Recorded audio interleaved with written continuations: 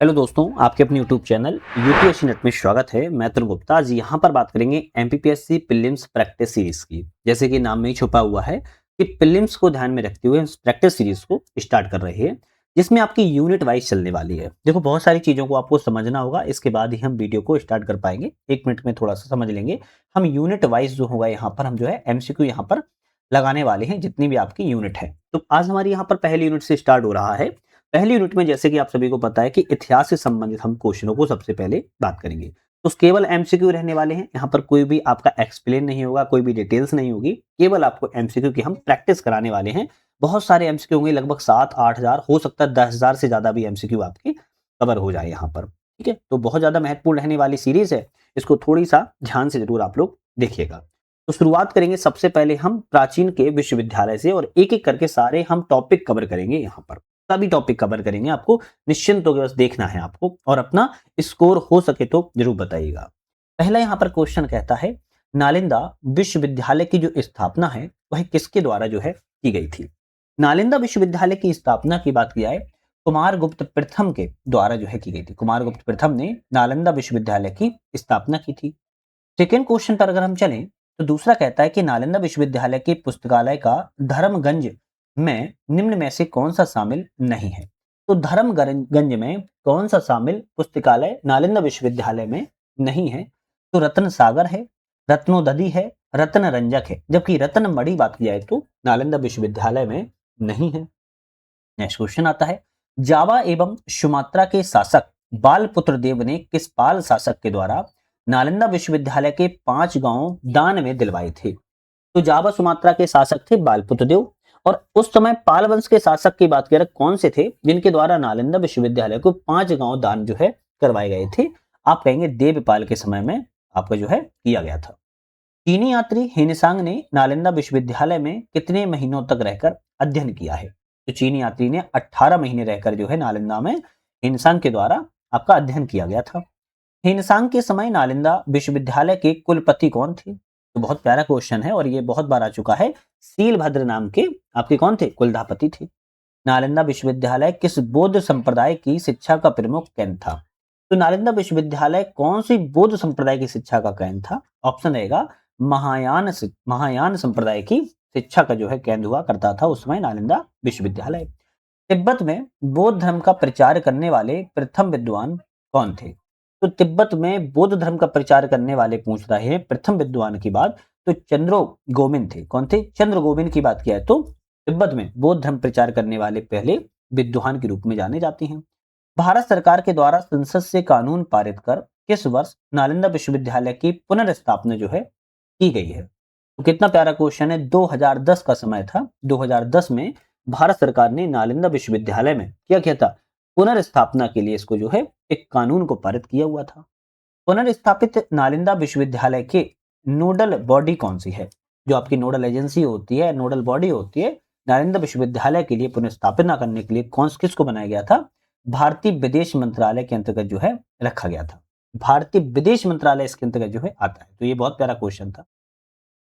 Next question की बात की जाए, वल्लभी विश्वविद्यालय की स्थापना जो है किसने की। तो वल्लभी विश्वविद्यालय की स्थापना की बात की जाए भट्टारक के द्वारा। ध्यान रखिएगा, भट्टारक के द्वारा वल्लभी विश्वविद्यालय की स्थापना को जो है करवाया गया है। नेक्स्ट क्वेश्चन आता है, वल्लभी विश्वविद्यालय को किस किस राजवंश के शासकों के द्वारा राजकीय संरक्षण प्रदान किया गया था। तो वल्लभी विश्वविद्यालय को ऐसे कौन से राजवंश थे जिनके द्वारा राजकीय संरक्षण प्रदान किया गया था। आपका ऑप्शन रहेगा मैत्रक शासकों के द्वारा। मैत्रक शासकों के द्वारा जो है राजकीय संरक्षण प्रदान किया गया। इस संस्था के द्वारा वल्लभी विश्वविद्यालय को पुनर्जीवित करने से संबंधित प्रस्ताव केंद्र सरकार के पास भेजा गया था। तो वल्लभी विश्वविद्यालय को पुनर्जीवित हो सके इसके लिए केंद्र सरकार के पास प्रस्ताव भेजा गया। तो ऐसी कौन सी संस्था के द्वारा, आपका ऑप्शन रहेगा संघकाय फाउंडेशन। संघकाय फाउंडेशन के द्वारा जो है भारत सरकार को या केंद्र सरकार को प्रस्ताव को भेजा गया था। निम्नलिखित कथनों पर विचार करना है और इनमें से सही ऑप्शन बताना है कि आपका सही ऑप्शन कौन सा है। जैसे बात कर की जाए तो कथा सरित सागर के अनुसार अंतर्वेदी गंगा का प्रदेश ब्राह्मण तक अपने बच्चों को उच्च शिक्षा के लिए वल्लभी विश्वविद्यालय जो है भेजा करते थे। बिल्कुल बात ठीक कह रहा है। कारण कहता है कि वल्लभी विश्वविद्यालय से उत्तीर्ण स्नातकोत्तर मतलब कि जो ग्रेजुएट आज के समय बोलते हैं, राज्यों में प्रशासनिक पदों पर नियुक्त किया जाता था। हाँ, बिल्कुल बात ठीक है, जो स्नातक पास कर लेते थे उनको प्रशासनिक के पदों पर जो है नियुक्ति की जाता था, लेकिन इसीलिए भेजते थे। तो ये ऑप्शन गलत हो जाएगा। तो हम कहेंगे ए आर है तो दोनों सही, लेकिन आपका व्याख्या जो है नहीं करता है, तो बी ऑप्शन पर हम यहाँ पर क्लिक करेंगे। चलिए नेक्स्ट क्वेश्चन की तरफ बढ़ेंगे। विक्रम विश्वविद्यालय की स्थापना जो है किस शासक ने करवाई थी? तो विक्रम विश्वविद्यालय की स्थापना किस शासक के द्वारा करवाई गई है? ऑप्शन रहेगा धर्मपाल शासक के द्वारा करवाई गई थी। विक्रमशिला विश्वविद्यालय को किस मुस्लिम आक्रांता ने नष्ट कर दिया था? तो विक्रमशिला विश्वविद्यालय को नष्ट करने वाला कौन सा मुस्लिम शासक था? बात की जा रही है बख्तियार खिलजी शासक था। बख्तियार खिलजी के द्वारा विक्रमशिला विश्वविद्यालय को नष्ट जो है किया गया था। चलिए नेक्स्ट क्वेश्चन बात की जाए। विक्रमशिला विश्वविद्यालय पर मुस्लिम आक्रांता के द्वारा हमला किए जाने के समय विश्वविद्यालय के कुलपति कौन थे? भाई जब विक्रम विश्वविद्यालय पर मुस्लिम आक्रमण किया गया उस समय विश्वविद्यालय के कुलपति कौन थे या कुलपति कौन थे बात की जा रही है? आप कहेंगे शाक्य श्री भद्र थे। कौन थे? शाक्य श्री भद्र के समय जो है क्या किया गया था? आक्रमण जो है किया गया था। निम्नलिखित में से कौन सा विकल्प बढ़ते हुए क्रम में विक्रमशिला विश्वविद्यालय के द्वारा दी जाने वाली उच्चतर उपाधि का सही क्रम है? उच्चतर उपाधि का सबसे पहले पंडित, पंडित के बाद महापंडित, फिर उपाध्याय, फिर अंतिम में आचार्य उपाधि दी जाती थी। तो ये बढ़ता हुआ क्रम है जो कि ए ऑप्शन ही आपके यहाँ पर करेक्ट है। विक्रमशिला विश्वविद्यालय में कुल कितने महाविद्यालय थे? तो विक्रमशिला विश्वविद्यालय में कुल कितने महाविद्यालय थे? 6 महाविद्यालय की जो है गणना को किया जाता है। विक्रमशिला विश्वविद्यालय में स्थित महाविद्यालय के केंद्रीय कक्ष को क्या कहा जाता था? तो विक्रमशिला विश्वविद्यालय में जो महाविद्यालय के जो केंद्र का कक्ष होता था, सेंट्रल हॉल होता था या सेंट्रल रूम होता था, उसे क्या कहते थे? विज्ञान भवन के रूप में जो है जाना जाता था। तो विज्ञान भवन कहते थे। आपका बी ऑप्शन सही है। सूची 1 और सूची 2 है। विक्रमशिला विश्वविद्यालय के द्वार और द्वार पंडित किस नाम से जो है सही ऑप्शन इसकी बात की जा रही है। ऑप्शन की अगर बात की जाए हम यहाँ पर करें तो यहाँ पर रहेगा आपका पूर्व द्वार। पूर्व द्वार आपके आचार्य रत्नाकर शांति से संबंधित है। पश्चिम द्वार की बात किया तो बागीश्वर कीर्ति से संबंधित है। उत्तर द्वार नरोप से संबंधित है और दक्षिण द्वार प्रज्ञाकर मति से जो है संबंधित है। ऑप्शन ध्यान रखना है। पूर्व द्वार आचार्य रत्नाकर, पश्चिम द्वार बागीश्वर कीर्ति, उत्तर द्वार नरोप एवं दक्षिण द्वार प्रज्ञाकर मति से जो है आपका संबंधित थे। चलिए नेक्स्ट क्वेश्चन की तरफ बढ़ेंगे। नेक्स्ट क्वेश्चन हमारे यहाँ पर क्या कहता है उसको देख लेते हैं। अच्छा, एक छोटा सा अपडेट है। अभी जितने लोग देख रहे हैं सीधी सी बात है कि उन्होंने हमारे ऐप पर जाके जो है इसको ज्वाइन कर रखा है, वही वीडियो देख पा रहे हैं, क्योंकि ऐप के अलावा ये वीडियो कहीं भी नहीं चल सकती है। दूसरी बात, आप लोग चाहो तो इसको अपने फ्रेंड सर्कल में शेयर कर देना कि ज्वाइन कर लें और सभी तक ये जो है सीरीज पहुंच सके। कोई भी परेशानी कोई भी डाउट आता है तो आप हमारे कॉन्टैक्ट नंबर पर फोन पर जो है फोन जरूर लगा के बातचीत कर सकते हैं। क्वेश्चन की बात की जाए, विक्रमशिला विश्वविद्यालय से संबंधित कथनों पर विचार करिए। कौन सा ऑप्शन यहाँ पर जो है करेक्ट है? चलिए एक बार देख लेते हैं कौन सा ऑप्शन करेक्ट है।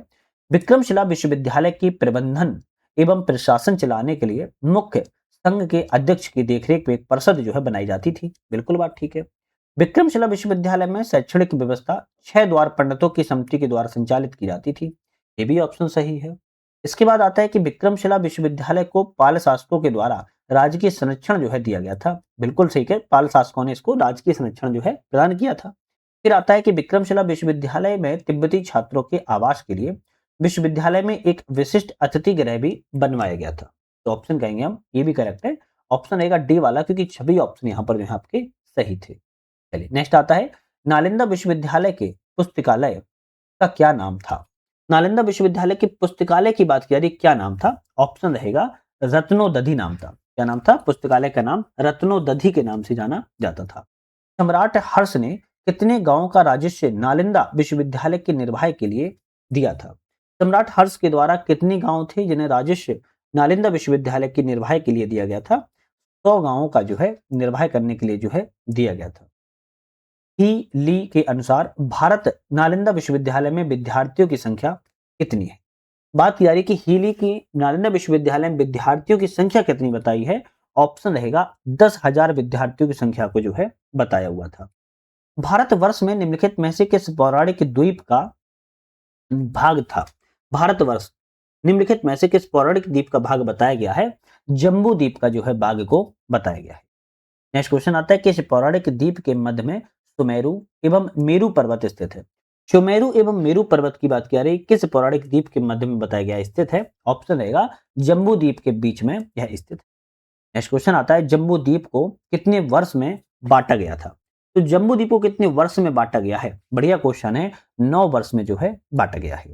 वर्तमान में उत्तर पश्चिम यूरोप किस पौराणिक द्वीप का भाग है। उत्तर पश्चिम यूरोप किस पौराणिक द्वीप का भाग है, इसकी बात की जा रही है। क्रोच द्वीप के भाग के रूप में जो है जाना जाता है। राजा दुष्यंत और शकुंतला के पुत्र भरत का जन्म किस युग में हुआ है। कितना प्यारा क्वेश्चन है, बहुत सारे कम ही लोगों को पता होगा। द्वापर युग में बताया जाता है राजा दुष्यंत और शकुंतला के पुत्र भरत का जन्म को बताया जाता है कि द्वापर युग में जो है हुआ था। अब अभी हमने विश्वविद्यालय से संबंधित बात की, अब हमारा दूसरा चैप्टर इसी में आता है, यूनिट 1 में ही आता है। प्राचीन भारत के साहित्य के बारे में बात करेंगे। अब सभी को पता है, आप सभी को, कि साहित्य साहित्य उतना ही इंपॉर्टेंट है जितना हमें ज्योग्राफी में क्या पढ़ने पड़ते हैं, पर्वतों को पढ़ना पड़ता है ना। साहित्य भी बहुत ज्यादा महत्वपूर्ण रहते हैं बच्चों, बहुत अच्छे से इसको हमें कवर करना होगा। सबसे पहले प्राचीन भारतीय साहित्य में हम बात की जाए, तो प्राचीन भारतीय साहित्य में पहले क्वेश्चन की बात की जाए, निम्नलिखित में से कौन प्राचीन भारतीय धार्मिक साहित्य के अंतर्गत नहीं आता है। तो प्राचीन भारतीय धार्मिक साहित्य के अंतर्गत नहीं आता है, क्या नहीं आता है। वेद आते हैं, जैन ग्रंथ आते हैं, उपनिषद आते हैं। क्या ऐतिहासिक ग्रंथ आते हैं, हम कहेंगे ऐतिहासिक ग्रंथ प्राचीन भारतीय धार्मिक साहित्य के अंतर्गत जो है नहीं आते हैं।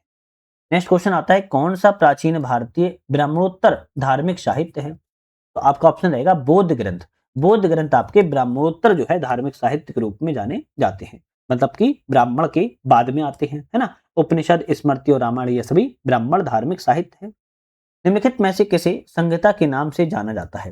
संहिता के नाम से किसे जाना जाएगा, आप सभी को पता होना चाहिए।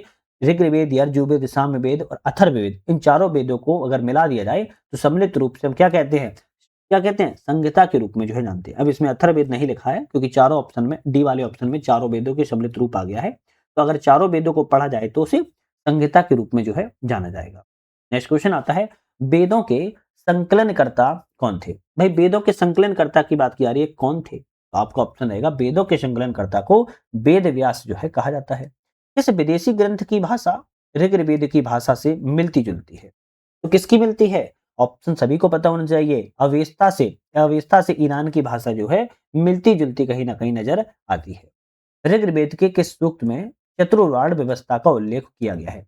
ऐसा कौन सा सूक्त है जिसमें चतुर्वर्ण व्यवस्था का उल्लेख मिलता है, पुरुष सूक्त कहेंगे। कौन सा पुरुष सूक्त रहेगा, पुरुष सूक्त में चतुर्वर्ण व्यवस्था का जो है उल्लेख देखने को मिलता है।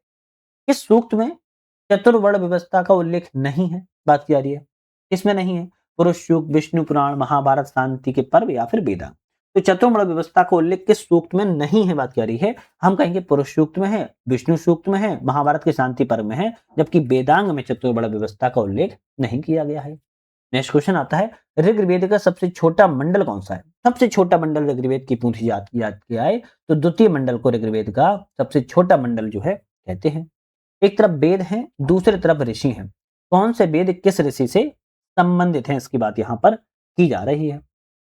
अगर हम बात की जाए यहाँ पर तो आपका ऋग्वेद जो है होर्त से संबंधित है ना। यजुर्वेद की बात किया तो अथर्ववेद संबंधित है।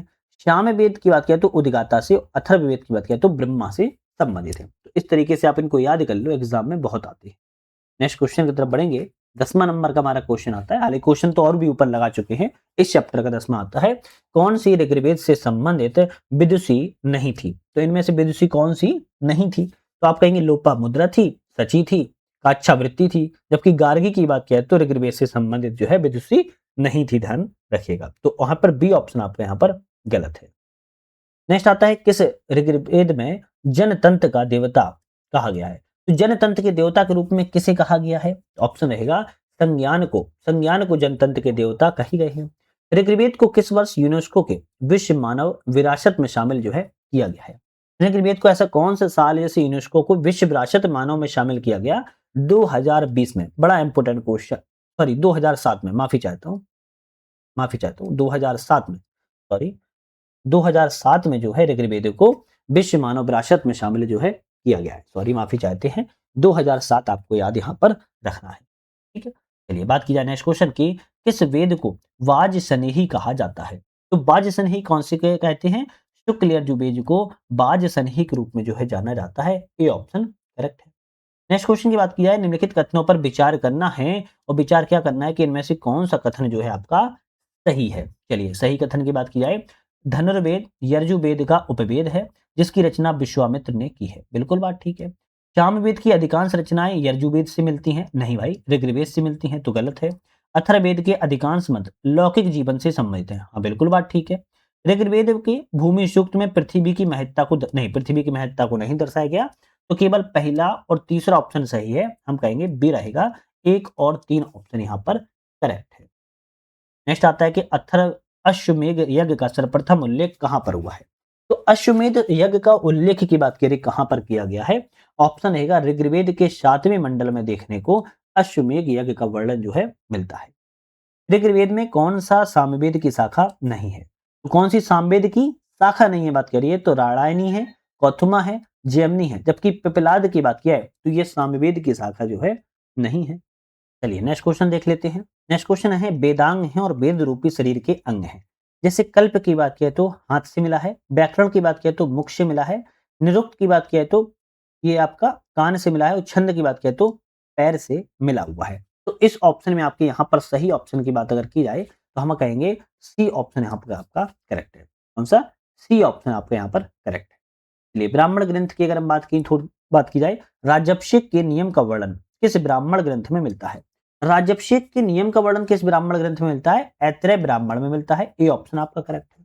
नेक्स्ट आता है, किस ब्राह्मण ग्रंथ में राजभिषेक के समय ली जाने वाली शपथ का वर्णन है। तो राजभिषेक के समय ब्राह्मण ग्रंथ में ली जाने वाली शपथ का वर्णन शतपथ ब्राह्मण मिलता है। नाम में ही शतपथ है ना, तो शपथ वर्ण का वर्णन जो है शतपथ ब्राह्मण मिलता है। निम्नलिखित में से किस वेद का वर्तमान में कोई आरण्यक ग्रंथ नहीं मिलता। तो ऐसा कौन सा वेद है जिसका वर्तमान में कोई आरण्यक ग्रंथ जो है नहीं मिलता है। ऑप्शन रहेगा ऋग्वेद का जो है नहीं मिलता है, जबकि यजुर्वेद, सामवेद, अथर्ववेद का कहीं ना कहीं देखने को मिल जाता है, लेकिन ऋग्वेद का नहीं मिलता है। चलिए नेक्स्ट क्वेश्चन की बात की जाए, उपनिषदों की संख्या कितनी है। भाई उपनिषदों की संख्या की बात की जा रही है तो आप कहेंगे उपनिषद 108 है। शंकराचार्य ने कितनी उपनिषदों पर भाष्य लिखा है। तो शंकराचार्य के द्वारा 10 उपनिषदों पर भाष्य जो है लिखा गया है। सबसे छोटा उपनिषद कौन सा है। तो सबसे छोटे उपनिषद की बात किया है, मांडुक उपनिषद जो है, कौन सा? मांडुक्य उपनिषद जो है सबसे छोटा उपनिषद की श्रेणी में आता है। नेक्स्ट क्वेश्चन की तरफ बढ़ेंगे, सर्व खलविंद ब्रह्मा यह कथन किस उपनिषद में का है। सर्व खलविंद ब्रह्मा का यह कथन किस उपनिषद का है। बात की जाए छंदोग्ध उपनिषद का है। किसका? छंदोग्ध उपनिषद का है। अतिथि देवो भवा आदर्श वाक्य किस उपनिषद से लिया गया है। अतिथि देवो भवा यह वाक्य जो है तैत्तरीय उपनिषद से जो है अतिथि देवो भवा का शब्द का उल्लेख जो है किया गया है। चलिए नेक्स्ट बात की जाए, सत्यमेव जयते राष्ट्रीय आदर्श वाक्य किस उपनिषद से लिया गया है। सत्यमेव जयते राष्ट्रीय आदर्श वाक्य की बात की जाए तो आप कहेंगे मुंडकोपनिषद से लिया गया है। नेक्स्ट आता है, सर्वप्रथम भक्ति शब्द का सर्वप्रथम उल्लेख कहाँ मिलता है। भक्ति शब्द का सर पहले उल्लेख जो है कहाँ मिलता है। आप कहेंगे श्वेतारोप उपनिषद में मिलता है। श्वेत रूप उपनिषद में भक्ति शब्द का उल्लेख जो है किया गया है। याज्ञवल्क्य गार्गी संवाद का वर्णन किस उपनिषद में मिलता है। याज्ञवल्क्य गार्गी संवाद के वर्णन की बात की जाए तो आपका ऑप्शन रहेगा आपके ब्रह्मांड बदनारायण उपनिषद में जो है मिलता है याज्ञवल्क्य गार्गी संवाद का वर्णन। अहोम की उत्पत्ति उसके गुण रहस्यों की चर्चा के उपनिषद में की गई है। अहोम की उत्पत्ति, ओम कह सकते हो, ओम की उत्पत्ति एवं उसके गुण रहस्यों की चर्चा जो है कि उपनिषद में की गई है। आपका ऑप्शन रहेगा छंदोग्ध उपनिषद में देखने को मिलती है। किसमें? छंदोग्ध उपनिषद में देखने को मिलती है। सूची 1 और सूची 2 है, यहाँ पर मिलान करना है कौन सा ऑप्शन सही है। जैसे बात किया है वेदांत शब्द का सर्वप्रथम प्रयोग आपके मांडुक उपनिषद में किया गया है। यज्ञों की तुलना की बात किया है टूटी फूटी नौकाओं से मुंडकोपनिषद में की गई है, जबकि योग की अष्टांग तथा हठ योग की वर्णन मैत्राणी उपनिषद में की गई है और भृगु वर्ण का संवाद की बात किया तो तैत्तरीय उपनिषद में किया गया है। ठीक है, इस टाइप में भी क्वेश्चन बहुत बनते हैं, इनको याद करना होगा आपको। नेक्स्ट क्वेश्चन की तरफ बढ़ेंगे। नेक्स्ट क्वेश्चन आता है हमारा, कौन सा स्मृति ग्रंथ सबसे प्राचीन तथा प्रमाणिक है। ऐसा कौन सा स्मृति ग्रंथ है जो कि सबसे प्राचीन एवं प्रमाणिक है। ऑप्शन रहेगा मनुस्मृति है। मनुस्मृति जो ग्रंथ है सबसे प्राचीन भी है और सबसे प्रमाणिक भी माने जाते हैं। कौन सी एकमात्र स्मृति गद्य शैली में लिखी गई है। एकमात्र गद्य स्मृति है जो गद्य शैली में लिखी गई है, विष्णु स्मृति है। विष्णु स्मृति एक ऐसी स्मृति जो गद्य शैली में लिखी गई है। कौन मनुस्मृति के भाष्यकार नहीं है? मनुस्मृति के भाष्यकार की बात करें, कौन नहीं है? विज्ञानेश्वर। विज्ञानेश्वर जो है मनुस्मृति के भाष्यकार की श्रेणी में नहीं आते हैं। इस स्मृति ग्रंथ में सर्वप्रथम दासों की मुक्ति का विधान मिलता है। दासों की मुक्ति के विधान की बात की जा रही है कि किसमें मिलता है? ऑप्शन आपका रहेगा, क्या रहेगा? नारद स्मृति मिलता है। नारद स्मृति में बात की जाए तो दासों की मुक्ति के विधान के बारे में बात जो है की गई है। नेक्स्ट आता है कि किस स्मृति ग्रंथ में उन महिलाओं को उन हिंदुओं को किस स्मृति ग्रंथ में उन हिंदुओं को पुनः हिंदू धर्म में शामिल करने का विधान मिलता है जिन्होंने मुस्लिम धर्म अपना लिया था। ऐसा कौन सा स्मृति ग्रंथ है जो उन हिंदुओं को पुनः हिंदू धर्म में शामिल होने का विधान मिलता है जिन्होंने मुस्लिम धर्म को अपना लिया था? तो आपका ऑप्शन रहेगा देवल स्मृति मिलता है। किसमें? देवल स्मृति में मिलता है। चलिए नेक्स्ट आता है, किस वेद, देखो ये पूर्व परीक्षाओं में, मतलब कि ये पीवाईक्यू एक तरीके से आप कह सकते हो आ चुके हैं, जॉब बेस है ना, उसकी बात की जा रही है। किस वेद में सभा और समिति को पृथक संस्थाओं के रूप में घोषित किया गया है? ऐसा कौन सा वेद है जिन्हें सभा और समिति में पृथक संस्थाओं के रूप में घोषित किया गया है? ऑप्शन रहेगा अथर्ववेद को घोषित जो है किया गया है। कौन सा वेद सबसे अधिक प्राचीन है? ये भी क्वेश्चन 2024 में आया था। ऋग्वेद सबसे प्राचीन है। कालिका पुराण किस धर्म से संबंधित है? 2018 में क्वेश्चन आया था। कालिका पुराण का संबंध जो है शाक्त धर्म से संबंध है, ध्यान रखिएगा। कौन सा ब्राह्मण ग्रंथ ऋग्वेद से संबंधित है? 2017 में आया था। ऐसा कौन सा ब्राह्मण ग्रंथ है जो ऋग्वेद से संबंधित है? आप कहेंगे ऐत्रेय ब्राह्मण ग्रंथ आपके ब्राह्मण ग्रंथ से जो है संबंधित है।